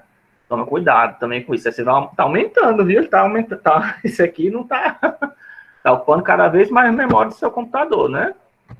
Tem as vantagens e tem as desvantagens também, né? Tem o ônus e tem o bônus, né? O bônus é que você não precisa se preocupar se a variável tem o tamanho, se a variável existe, né? Ou o quê? Mas o ônus é que eu já criei uma matriz já de talpando 240 bytes com 2 instruções, né? Acabei de criar uma matriz 5/6, né? Ó, com 2 instruções, só fazendo O34 igual a 4 e O56 igual a 1, para salvar 2 valores, né? Você veria, usando o double, seria só para ser 16 bytes, eu já estou usando 240, tá? Então tome cuidado quando você estiver fazendo manipulações com matriz no Octave. Ele é mais, se fosse outra linguagem de programação, ele ia dizer, dar um erro, tá? Ia dizer, você está referenciando uma posição que não existe. Isso acontece? Acontece, tá? Se você tentar acessar uma posição que não existe, ele vai reclamar, tá? Ele diz, ó 7/7 está fora de dimensões. Mas se você tentar salvar nessa posição, aí já não vai dar erro, tá? Ele vai aumentar o tamanho e vai salvar na posição. Então, tome cuidado com o que você estiver fazendo, tá? Eu acho que existe o comando sparse, não existe? Existe, certo? Se você quiser gerar uma matriz esparsa, existe esse comando sparse, tá? Para você. E aí, de repente, você está querendo trabalhar com uma matriz que tem muitos zeros, isso é chamado de matriz esparsa, é melhor você gerar uma matriz usando esse comando, tá? Sparse. Que aí ele salva só os elementos diferentes de zero existentes na matriz. Um parênteses aqui, né? Não sei se atende a todo mundo, sem coisa para todo mundo, mas só para saber que existe esse comando sparse, que cria uma matriz esparsa, tá? Porque aqui se eu estou fazendo desperdício, né? A opção de zero está sendo salvo, está criando 240 bytes, quando eu precisaria só 16 bytes. Enfim, voltando aqui para a questão do for, né? For de 1 a 5, for de 1 a 5, estou criando aqui uma matriz D e J, pegando o elemento B e J, né? E comparando para ver se ele é menor do que 5. Aí vai salvar o quê? O valor 0, 1, né? Naquela posição. E vai imprimir a matriz J, né? Comando disp, tá? O comando print, que o professor Carlos mostrou, ele é também usado, mas é muito mais comum para quem trabalha com Octave e MATLAB você usar o comando disp, quer dizer display, exibir, tá? O comando disp é mais comum, é mais usado. Por quê? Porque ele permite você exibir matrizes, né? Ó, certo? Para exibir uma matriz é só fazer disp-d, que você imprime todo o conteúdo da matriz. Eu posso também concatenar, né, várias matrizes, ó, certo? E dar o disp que ele vai fazer, ó, vai imprimir várias vezes a D uma do lado da outra, tá vendo? O comando disp é mais usado pelo pessoal do Octave, né? Do MATLAB também. Certo? Nesse caso aqui, veja, eu percorri todos os elementos, os 25 elementos da minha matriz, né? E preenchi com 0 ou 1, certo? Usando dois fors, né? Esse for executado primeiro, depois esse i. E tem uns comandinhos aqui que eu não falei, que é chamado tick e o toque, tá? Para que serve esse tick e toque? Não é o tick e o teco, é o tick e o toque. Ele serve para medir o tempo de execução de uma instrução, tá? Quando você dá o tick, quer dizer que a partir daquele momento ele vai começar a contar quantos segundos foram executados, tá? No processamento. E quando é o toque, aí ele vai parar a contagem e vai fazer a subtração automática com o tempo anterior. Tick e toque, quando você der o toque, pronto. Ele vai dizer aqui, ó, o tempo que demorou para executar esse loop aqui, esses dois loops, foi 0,04 segundos, tá? E aí depois o disp-d, né, vai imprimir a matriz, né? Depois eu fiz a outra estrutura de repetição usando o while, tá? While quer dizer enquanto uma instrução for verdade, execute alguma coisa, certo? While, mesmo linguagem de programação, certo? Eu sou fortemente contra o while, tá? Você quer decorar uma estrutura de repetição para você usar, use sempre o for, tá? Porque o for, ele te obriga a dizer como começa e como termina a sua estrutura de repetição. Em geral, né? Em linhas gerais, ele vai te forçar a sempre pensar nisso. Como é que, quem são as minhas... O que acontece nas instruções iniciais e de fim da minha estrutura de repetição. O while, ele não te força isso, tá? Ele faz só um teste para ver se uma condição é verdade. Isso é muito fácil. Não quer dizer que é impossível fazer isso com for. Tudo que você faz com for, você consegue fazer com while e vice-versa, tá? São comandos equivalentes. Mas, com o while, minha experiência como professor de computação, é muito mais comum, principalmente para quem está aprendendo, você gerar um loop infinito usando o while, tá? Do que você tentar conseguir gerar um loop infinito usando o for. Se você está aprendendo, se foque no for, tá? Eu estou mostrando o while aqui só para saber como é que opera nele. Mas é um comando que você tem que ter certo cuidado. Porque para você fazer o for, para colocar o for em um loop infinito, eu tenho que fazer uma gambiarra que nem todo mundo sabe como fazer, tá? Mas para gerar no while, colocar o while em loop infinito, é muito mais fácil mesmo que você não saiba o que está fazendo, você pode acabar gerando um loop infinito. E o que é um loop infinito? Um loop infinito quer dizer que o computador vai ficar executando a mesma instrução sem parar sucessivamente até você dar um cancela, que é Ctrl C, tá? Para parar o octavo. Se você quiser parar, se você colocou o octavo no loop infinito e quiser parar ele, existe o comando Ctrl C do seu teclado e cancela, certo? Para cancelar a instrução de um comando, tá? Ou então, também pode, mas se você tiver tempo, né? Também tem, dependendo do comando que você está fazendo, você pode sobrecarregar a memória do seu computador e nem dá tempo de você dar o Ctrl C, né? Mas, enfim, no while, eu estou fazendo a mesma história, né? Só que eu fiz, né? Veja vocês, né? Eu criei a variável i, que vai de 1, né? A 1 até 25, quer dizer que eu estou percorrendo os índices de forma linear, né? Aquilo que eu já mostrei agora na aula antes, né? Você pode percorrer usando um índice ou dois índices, né? Aqui eu estou usando um índice só. E na hora de fazer a comparação, ó, tanto que o D está sendo usado o I, mas para fazer a comparação com BA, não precisava fazer isso, tá? Isso aqui é uma complicação a mais que eu fiz só para vocês verem. Que você consegue, qualquer matriz, você pode acessar usando só um índice ou usando os 3, 4, 5 índices que ela tem, sabe? E aí, quando você acessa, está usando um índice só, é como se você estivesse imaginando um vetor coluna grandão que é quebrado, né? Você lembra que a ordem de acesso da matriz por default é colunas primeiro, né? Então, você pode... Imagina que você está pegando todas as colunas uma embaixo da outra, certo? Quando você faz um acesso da matriz por índice, é isso que você está fazendo. Você está pegando todas as colunas da matriz, seja quantas dimensões forem, tá? E está colocando uma embaixo da outra como se fosse um vetorzão coluna, certo? Só que aí tem um comando específico que serve para você converter desse índice único para o índice de 2, 3 dimensões que você está usando, tá? Da matriz. Nesse caso aqui, como a gente está usando 2 dimensões, ó, existe esse comando aqui, ind to sub, né? Esse comando. É o ind to sub, índice para subíndice. Por que 2 aí, professor? Porque 2, aquela história, né? Em inglês de novo. Foneticamente é igual a to, né? Tem a palavra em inglês to, que quer dizer igual a 2, tá? Mas também tem to, que é também, né? E tem to, que é a forma infinitiva para, tá? Também pode significar para. Todas isso aqui são palavras foneticamente iguais, tá? Então, quando eu quero dizer de uma coisa para outra, é comum o pessoal usar o 2, né? Então, aqui quer dizer de índice para subíndice, né? Pego o tamanho da matriz, dou o índice e ele vai me retornar os subíndices para aquele índice, né? No caso aqui, vai transformar o número 10 para, sei lá, 3/2, 3 na posição terceira linha, segunda coluna, sabe? Nem precisa saber como ele faz o cálculo, não. Mas tem um cálculozinho, não é difícil, não. Mas, enfim, não vou discutir isso, senão vai perder muito tempo só falando dessas operações.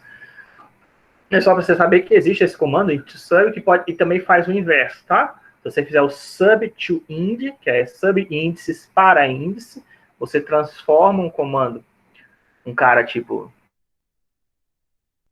esse cara aqui, que é o sub to ind, né? Se eu der aqui que eu tenho uma matriz 3/4 e eu dou um índice para ele 2/2, né? Ele me diz que isso aqui corresponde ao índice 5, tá? Então, existe o subíndice para índice e existe o índice de subíndice, tá? Estou mostrando isso porque isso também é uma coisa comum de se usar no Octave, no MATLAB, etc, tá? Não precisava isso, tá? Eu poderia fazer DI igual a BI menor que 5, tá?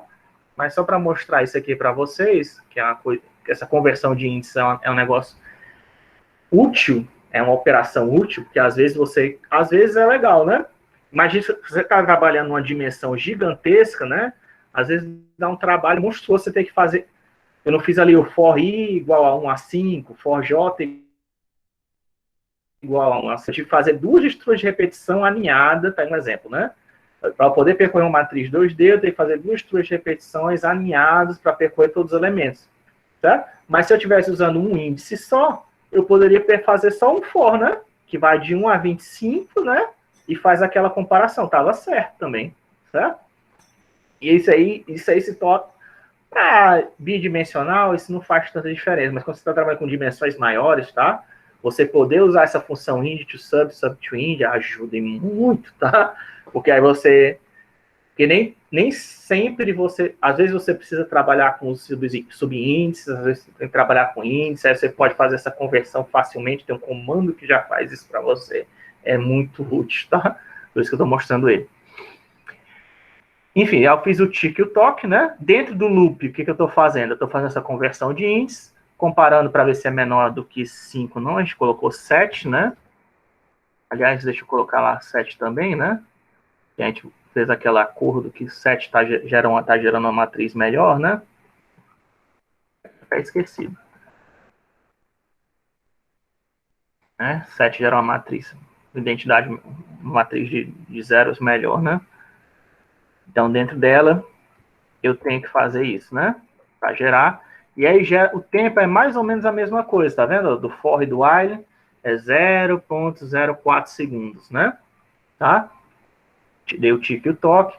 Por que eu falei que é mais fácil de dar de acontecer o loop infinito? Porque se você esquecer disso daqui, ó, certo? Se você esquecer desse incremento, que a variável tem que ser incrementada, né? Ela começa com o valor i igual a 1, enquanto i for menor ou igual a 25, ele vai ficar executando esse loop, né? Se você esquecer de dar um incremento no i, ou se você fizer um decremento em vez de fazer um incremento, o que vai acontecer? Isso aqui vai entrar num loop infinito, nunca vai acabar, certo? Então, por isso que eu falei que tome cuidado, tá? Com os do while, eu evitaria. Tente usar o for. Vocês, principalmente vocês estão aqui aprendendo, se foquem no for, tá? Veja o while como uma curiosidade, por enquanto, tá? Quando você se sentir mais confiante, quando você vê assim, pô, agora já entendo melhor de computação, ou de algoritmos, vou mexer lá com o while, que o professor falou. O while tem suas utilidades, tá? Não quer dizer que ele seja útil, não. Às vezes quando você faz uma programação via internet, né? Eu estou acessando um web service, por exemplo, às vezes eu tenho que esperar uma mensagem. Eu fiz um script que, de repente, toda vez que vocês me mandam uma mensagem aí no chat, eu já respondo alguma coisa, né? Mando um e-mail, respondo automaticamente, né? Por exemplo, no Octavio. Só que aí, para esse script ficar sempre ativo, eu tenho que colocar ele dentro de um while, tá? Porque senão, né? O que acontece? Não falei que os comandos são sempre executados de forma serial nessa aula, né? Você executa os comandos, acabou, o programa para, né? Mas nenhum dos comandos para, professor. Essa nossa gravação aqui, né? Você falou que não é assim que o computador funciona. O computador não funciona executando comandos em sequência, tem uma hora que quando acabou, né? Ele sai do programa. Isso não é o default de execução de qualquer programa. Porque então todos os programas, como essa nossa aula aqui, está continuando, não está acabando. Por que tem que esperar eu clicar no X para acabar, por exemplo? Por que o Word ele fica aberto até você fechar ele? Por que o Paint fica aberto até você fechar ele? Por que o webcam fica aberto até fechar ele? Porque está dentro de um while, tá? Está dentro de um estudo de repetição que fica sempre lendo os comandos. Ele está sempre esperando você fazer algum comando, tá? No caso aqui, ele está sempre esperando uma nova imagem da webcam, está transmitindo para vocês, sempre esperando uma nova... Isso aí é chamado de loop principal, inclusive, de um programa, tá? É a repetição principal de um programa. Quer dizer que todo programa em computação, em geral, certo? A não ser que seja um script, né? Que um script é tipo um programa bash, né? Que é só para fazer uma operação e acabou, né? Tipo, dar um dir para listar os arquivos que tem no computador e acabou, né? Enfim, a não ser que seja um comando, uma tarefa muito específica, todos esses programinhas de janelinha que você abre aí no Windows, ou no Linux, ou no Mac, eles estão dentro de um loop principal, tá? Estão dentro de um while, e qual é o teste que ele faz? Enquanto você não clicar no fechar ou no sair, ele vai ficar exibindo aquele programa para você, aquela janelinha, esperando você executar, apertar alguma coisa no teclado, ou mexer no mouse, certo? Realizar alguma operação. Ele fica ali esperando num loop infinito, tá? Isso é a aplicação do while mais tradicional, tá? Mas para vocês que estão começando, certo? Se foque no for. E é fácil você criar um loop infinito, que nunca vai acabar. Né? Nesse caso aqui, só tirar essa instrução aqui que eu coloquei em comentário, já vai gerar um loop infinito. Eu coloquei aqui o TikTok para mostrar para vocês que vai gerar a mesma matriz, e o tempo de execução é basicamente o mesmo do for, tá? Vocês não estão perdendo nada, tá? For é 0,41, aqui é 0,45, demorou até um pouco mais, mas é porque eu estou fazendo aquela conversão de índices também, tá? Se eu tirasse a conversão de índices, provavelmente ia dar a mesma coisa. Ou então apenas um ruídozinho de diferença, né? Uma diferençazinha muito pequena. Mas a principal maneira de você fazer for, se você realmente precisa fazer um for, um estudo de repetição no Octave, não é nem usar for e nem usar while, tá? É usar o tal do fun, tá? Todas as estruturas que existem no MATLAB tem o tal do comando fun, tá? Array é um nome genérico, quer dizer, agrupamento, que é usado para matrizes, tá? Isso aí tem mais a ver com computação. Se eu fosse criador do MATLAB, eu teria colocado matrix fun, tá? Mas, enfim, o cara que inventou o MATLAB, que o Octave copiou, chamou de array, quer dizer, agrupamento, tá? Então, array fun, ele serve para fazer um for em cima das matrizes, tá? E aqui, como é que ele funciona, esse comando, o array fun? Que é tipo diversão com matriz, literalmente a tradução seria isso, tá? Ou diversão com agrupamentos. Ele pega, você dá um comando, você diz um comando para ele, nesse caso aqui o comando é x/5, isso aqui eu vou falar na próxima aula para vocês, tá? Até porque eu acho que na aula de hoje não dá para explicar, mas não se preocupe, eu vou explicar o que é isso aqui. Isso aqui é um jeito diferente de você criar função.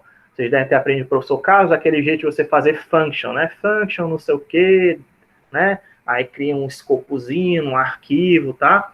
Mas tem um jeito mais fácil de criar funções, que é chamado de funções inline, tá? Que você quer fazer um polinômio, né, por exemplo, ou você quer fazer... Isso aqui, na verdade, não é nem chamado de função... pode chamar de função inline também, tá? Mas é chamado de função inline ou função anônima, tá?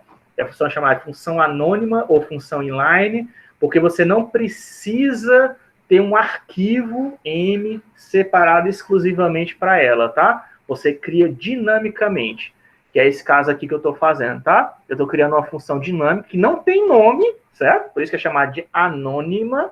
Ela não tem nome, mas ela recebe como argumento um x, né? O valor x, e retorna o quê? X menor que 5, tá vendo? Isso é chamado de função anônima, ou função inline. Por quê? Porque ela não tem um nome, mas recebe pode ser mais, tá? Podia ter outros argumentos aqui, tá? Podia ser um negócio, né? X, Y, Z, W, né? Não tinha problema. Quantos argumentos você quiser. Só que não tem um nome, né? É só um parênteses, dizendo quais são os argumentos que ela recebe e que operação você vai realizar com ela, tá? Isso aqui é uma função anônima, ou chamada também inline. Inline quer dizer ele em linha, né? Que você escreve toda ela numa linha só. E aí, todo elemento em B, né? Aí, o segundo argumento dela, ó, do array fun, o primeiro comando, né? É uma função, que pode ser uma função do MATLAB também, tá? Não precisa ser uma função anônima, não. Eu coloquei a função anônima justamente para você já começar a discutir o que é uma função anônima, uma função inline. Mas podia ser outro, tá? E aqui, no caso aqui, a gente quer menor que 7, né? E o segundo argumento é justamente a matriz que a gente vai fazer a diversão, né? Certo? Então, eu dou um D array fun, certo? Executo, ó. E ele vai gerar exatamente a mesma matriz de antes, mas olha o tempo de execução. Certo? Bem menor do que o for e while, tá? 1/4, né? Mais ou menos. 1/4 do tempo necessário, né? Quer dizer que é 4 vezes mais veloz do que um for ou do while, tá? Ele tem, obviamente, o comando array fun, ele tem alguma otimização, né? As otimizações que eu, como programador, sei para fazer num for e no while, você, como matemático, você não precisa saber, certo?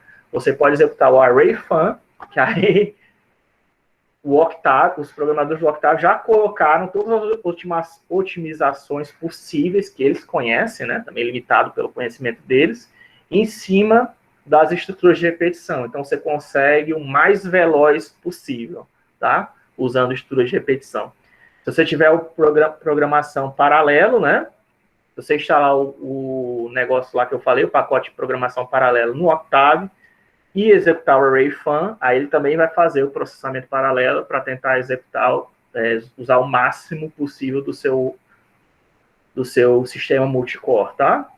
Para você não ter que se preocupar com isso. Como é que eu otimizo o for e while para deixar mais rápido, né? Você não precisa se preocupar com otimização, tá? Esses comandos fun já fazem isso para você, tá? Isso se você realmente precisar usar um for, tá? Que é aquela história que eu já falei para vocês na aula de hoje. Os comandos, por default, no Octave já atuam em cima de todos os elementos, tá? Por exemplo, aqui um outro exemplo que eu poderia fazer para vocês, se eu colocasse aqui cosseno, tá? Esse et aqui, tá? É uma forma de pegar o endereço da função, né? Tá? Então, se eu colocasse desse jeito aqui, et cos, ele realiza cosseno em cima de todos os elementos de B, né? Eu já mostrei que não precisa fazer isso, né? Você pode só fazer cosseno de B, usando B em parênteses, que ele já vai fazer isso para você, né? Mas por algum motivo, que motivo seria esse? Normalmente é quando você cria uma função, né? Se você pega uma função pronta na internet, ou eu crio uma função, se você não estiver usando aqueles pontinhos que eu falei da aula de hoje, né? Você pode criar uma função que, de repente, não sabe como trabalhar com matrizes, né?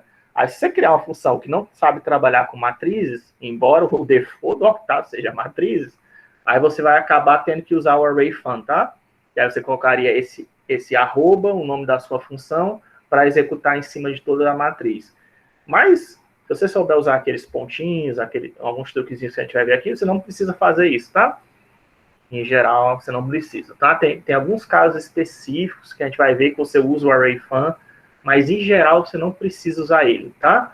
Você pode só fazer, se você fizer o comando certo, você criar a função anônima ou de arquivo normal, né? Você criar ela direitinho, ela já funciona para todos os elementos de matriz, tá? Mas tem casos que você usa, tá? Que casos são esses que você usa?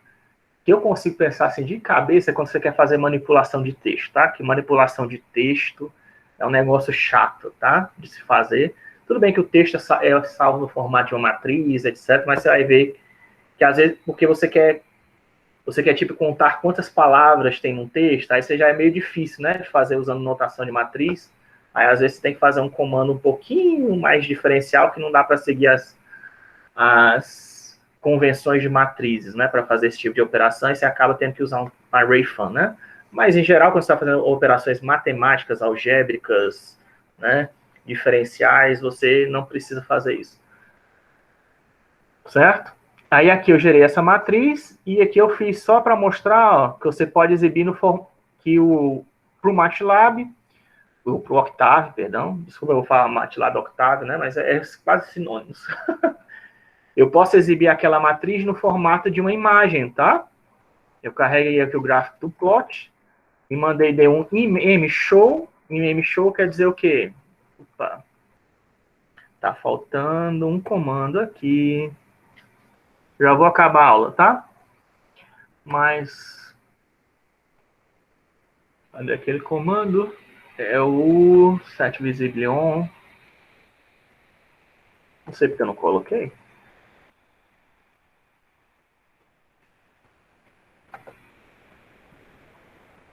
Que aí você pode também exibir uma imagem como se fosse exibir uma matriz como se fosse uma imagem, tá? Nesse caso aqui eu estou exibindo uma imagem, uma matriz lógica como uma imagem. Para que serve isso? Porque às vezes a sua matriz é gigantesca, né? E aí para você ver onde é que tem, no caso, né? Deixa eu colocar aqui, voltar lá para a nossa notação, x menor do que 7, né? Essa matriz aqui, às vezes, é meio difícil de ver isso aqui, né? Você conseguir enxergar direitinho o que está acontecendo. Eu coloquei o D, tá certo, né? Ele está exibindo no formato 0, 0. O que está acontecendo aqui? Ele está pegando...